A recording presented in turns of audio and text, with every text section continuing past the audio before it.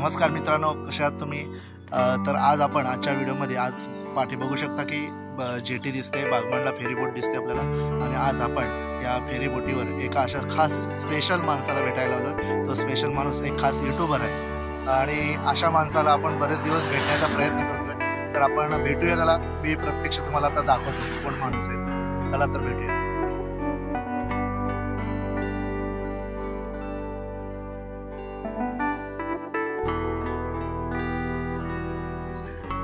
नमस्कार. बघा, स्पेशल माणूस आपल्याला भेटलेला आहे. आणि नियोजन ठरलेलं अगोदरपासून, पण आज योग आहे. तर मित्रांनो, पाहू शकता सतीश दादा आपल्या सोबत आता आलेले आहेत. आपली आत्ताच भेट झाली आपली आणि जेटीवर भेटलोय आपण. सोबत माझ्या रटाडे काका पण आहेत आणि आता आपण जातोय घरी. आणि आम्हाला उत्सुकता आहे की तुमचं गाव बघायचं आम्हाला, परत तिकडचा परिसर बघायचा, कारण ह्या साईडला आम्ही खूप कमी येतो. हे काही काम असेल तरच, नाही तर एरवी नाही येतात. तुमच्यासारखी मंडळी आम्हाला भेटलेत तर जाऊया आपण आलोय आता. मित्रांनो, सतीश दादा आपल्या घरी आलेला आहे. चला आपण त्याचा पाहुणचार करूया, स्वागत करूया. वेलकम. बसा.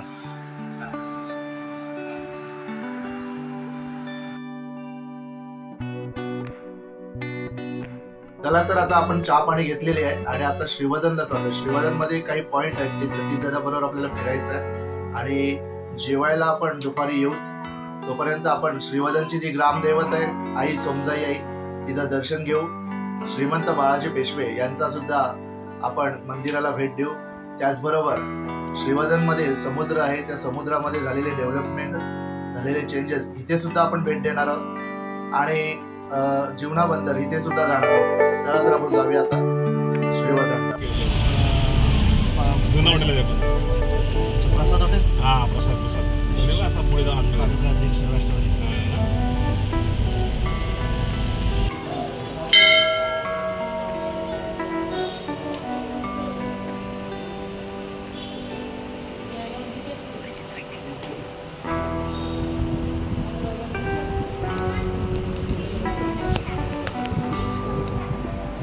मित्रांनो, आता आपण आलोय श्रीमंत बाळाजी पेशवे यांच्या भूमीमध्ये आलोय आणि इथे माझ्यासोबत सतीश दादा सुद्धा आलेले आहे.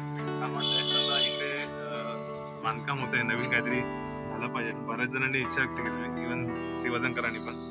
तर आता इथे दिसायला म्हटलं की इकडे या साईडला बघा पूर्ण माती इकडे टाकले रेतीकडे. पावसाळ्यात काम सुरू आहे, काम यावर्षी होईल. आणि पर्यटक लोक आहेत ना इकडे खूप भेटी देतात, पण इथे तशी सोय नव्हती काही. पर्यटकांना येऊन बसण्यासाठी जागा नव्हती, काय बाग नव्हते, इथे कोणच नसायचं. आता इथे डेव्हलप होते, चांगलं वाटतंय. आजूबाजूची तटबंदी पण खराब झालेली आहे, तर हे बनणार आहे.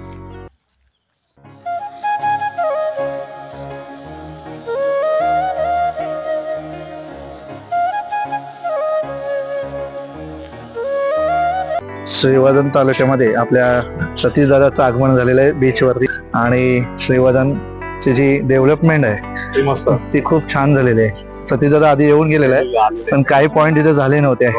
त्याच्यामुळे मग सतीश दादा आता सांगेलच आपल्याला किती डेव्हलपमेंट झालेली. डेव्हलपमेंट मस्त झालंय. म्हणजे अगदी बीच आहे ना हा, म्हणजे अगदी मुंबईतले काही बीच आहेत ना ते पण नाही असे एवढा डेव्हलप झालेला आहे. आणि खास करून पर्यटक ते येतातच, आणि जवळच्या लोकांना, आजूबाजूच्या लोकांना पण हे संध्याकाळी विरंगुळा करायला मस्त ठिकाण आहे. आजूबाजूच्या गावातली लोक पण इकडे येतात.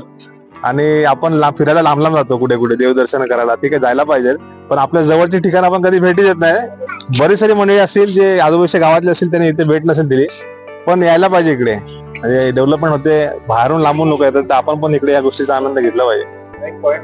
हो, पुढे पण मस्त ते स्टॅच्यू बांधलेत ना, म्हणजे शेवण आणि ते खेकड्याचे वगैरे, ते पण बघण्यासारखं. आणि हे डेक पण छान. फक्त ते हे बनवलंय ते टिकलं पाहिजे.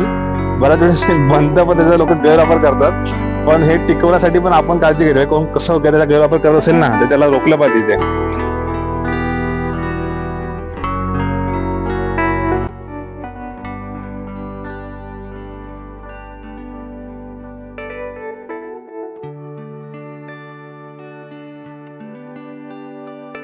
खूप सुंदर असं वातावरण झालेलं आहे. कोकणातील हा श्रीवर्धन गाव आणि ह्या समुद्रकिनारी आलेली मोठी भरती आणि पावसाचा क्लायमेट पूर्णपणे झालेला आहे.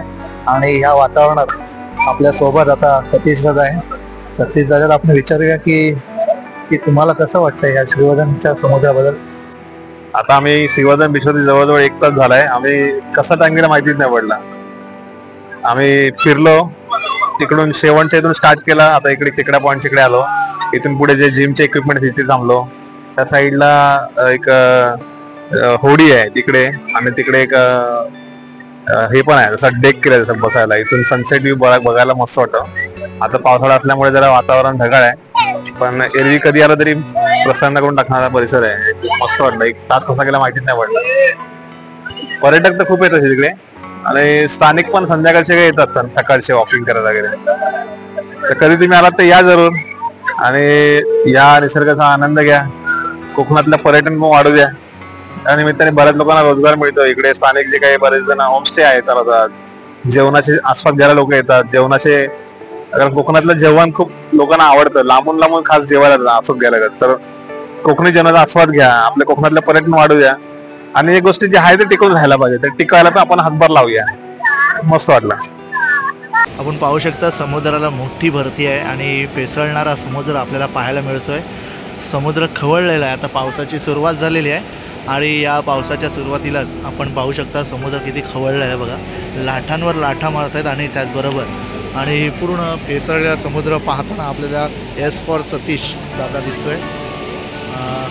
खूप त्यांना समाधान वाटलं आपल्या श्रीवर्धनमध्ये हा समुद्र पाहताना. मित्रांनो, आपण आता आलोय खेकडा पॉईंटला आलोय. खेकडा पॉईंटला सुद्धा या पर्यटकांची खूप तुफान गर्दी आहे.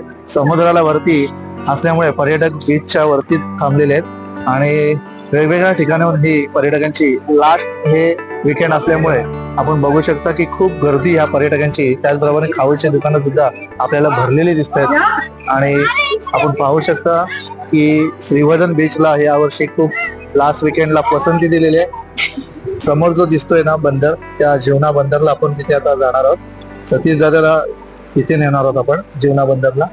तिथे सुद्धा भेट देऊ. चला तर जाऊया आपण जीवना बंदरला. तर मित्रांनो, आता आपण आलोय जीवना कोळीवाड्यामध्ये, जिथे जेटी पॉईंट आहे, आणि या ठिकाणी मोठमोठ्या बोटी लागत असतात, लॉन्च लागत असतात, आणि इथे आपल्याला कोळी बांधव आपला जाळा साफ करताना दिसत आहेत. त्या जाळ्यामध्ये गोल्डन कलरची मच्छी अडकलेली आहे, तिला मांदेली बोलतात, आणि अशी मच्छी साफ करताना आपण पाहतोय. सतीश दादा सुद्धा पाहतोय. खूप मस्त वाटतो इथे आल्यावर. आणि ह्या जीवना बंदरावर मोठ्या प्रमाणावर हा विकासाचा भाग आपल्याला पाहायला मिळतोय. मोठ्या प्रमाणावर ही कामे होत आहेत तिथे, जिथे मोठमोठ्या जेटी होणार आहेत. ज्या जेटीमुळे, ज्या बंदरामुळे आज पाहायला गेलो तर भविष्यामध्ये या जीवना कोळीवाड्यातील कोळी बांधवांना आपला मच्छी व्यवसाय हा कमी तासामध्ये मुंबईपर्यंत पोहोचवता येणार आहे, आणि लवकरात लवकर इथे मोठमोठ्या मालगोदीसुद्धा होणार आहेत. आणि अशामुळे कोळी बांधवांना मोठा मच्छी व्यवसाय करण्यासाठी मस्तपैकी मार्केट मिळणार आहे. आणि अशा प्रकारे आता इथे पावसाची सुरुवात असल्यामुळे सर्वांनी आपल्या बोटी वरती घेतलेल्या आहेत, आणि त्याच्यामुळे आपण पाहतोय छोट्या छोट्या बोटी आपल्या एरियामध्ये जवळ जाऊन मच्छीमार करत आहेत. चला तर आपण आता निघालोय श्रीवर्धनवरनं घरी जेवायला चाललोय, आणि जेवण झाल्यावर सतीश दादाला पण निघायचं आहे. चला तर आपण जाऊया, घरी जाऊया.